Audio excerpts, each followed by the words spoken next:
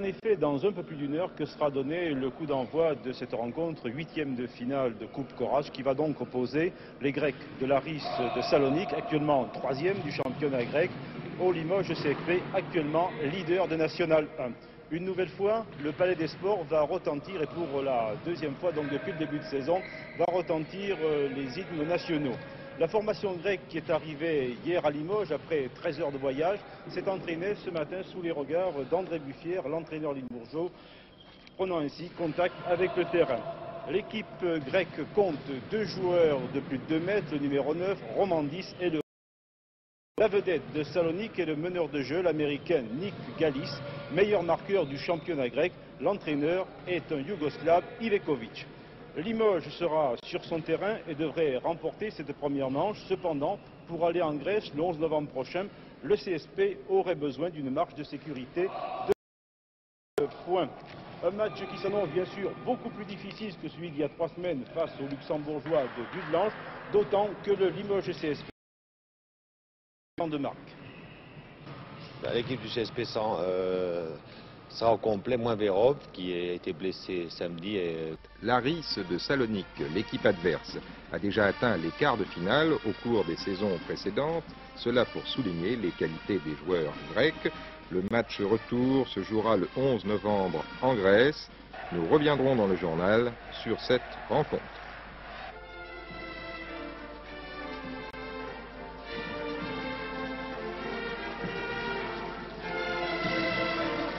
Il est guéri mais convalescent, il est sonique. Claude Monnery a suivi la rencontre. Galis, le numéro 8 de l'Aris, meilleur marqueur du championnat grec, le plus adroit hier face au Limoges CSP en 8e de finale de la Coupe Courage, 44 points. Avant le coup d'envoi, 2 hommes inquiets, Ivekovic, le manager yougoslave de l'Aris, et André Buffière, le manager entraîneur du Limoges CSP.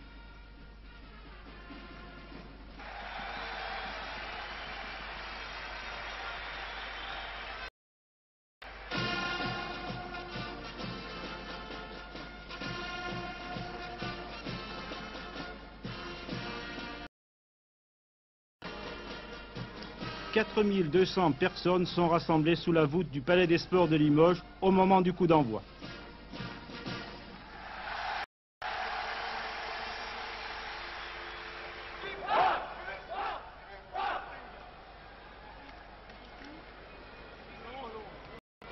Et après 2 minutes de jeu, c'est le jeune Richard Billet pour Limoges qui ouvre le score sur 2 lancers francs, 2-0.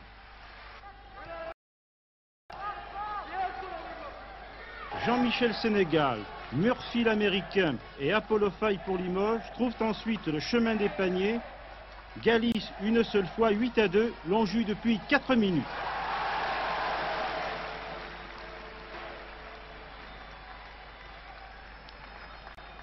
Contre-attaque des Saloniques, Galis une nouvelle fois inscrit un panier, meilleur marqueur de la soirée.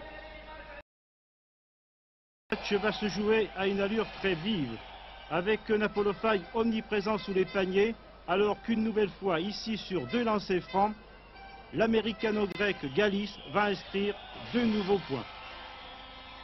Du côté du Limoges CSP, Richard Dacoury puis De Ganis, les jeunes de l'équipe de France, ici Jean-Michel Sénégal, vont permettre aux Verts d'atteindre la mi-temps sur le score de 51-32.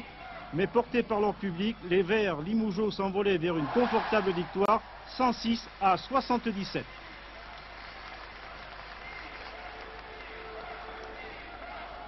Il est certain que ils vont absolument pas reconnaître cette équipe grecque, car ils vont se battre sur tous les ballons, ils vont courir partout.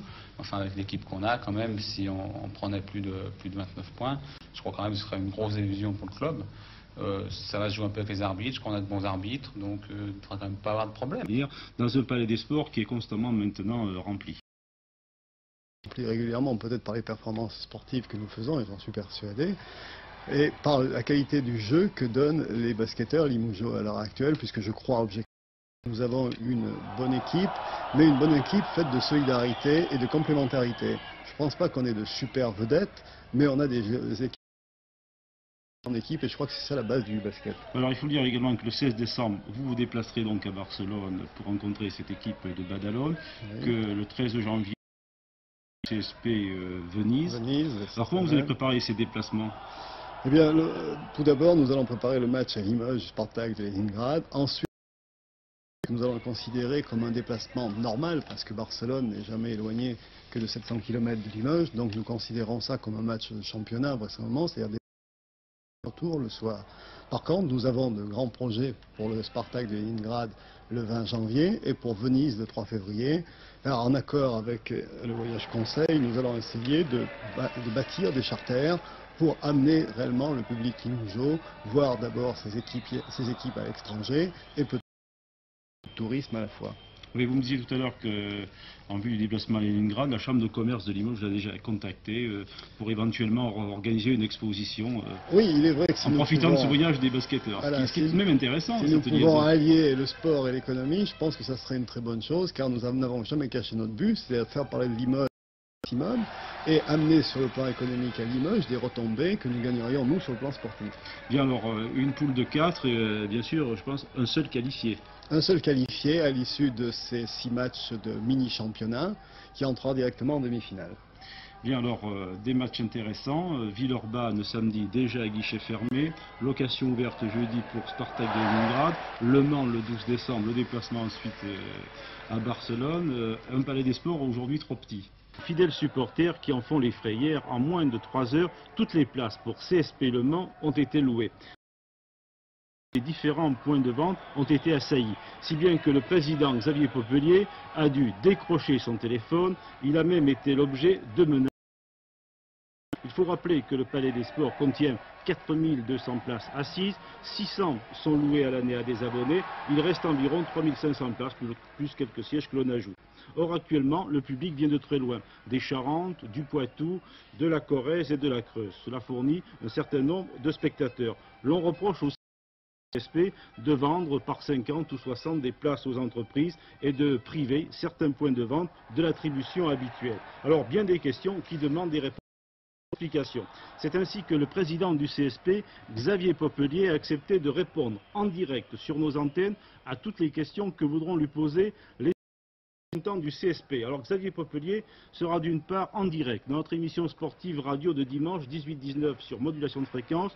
Vous pourrez poser vos questions en appelant en numéro de téléphone 77 73 74 77 10 92 ou 79 54 32, cela pour dimanche.